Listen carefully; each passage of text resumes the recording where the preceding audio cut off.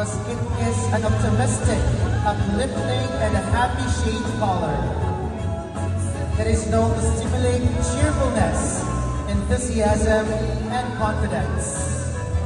It is also boosts her confidence as she walks the stage tonight with her hair down and looking really sexy, regal, and elegant. Candidate number 8, Athena Nicole Gutierrez.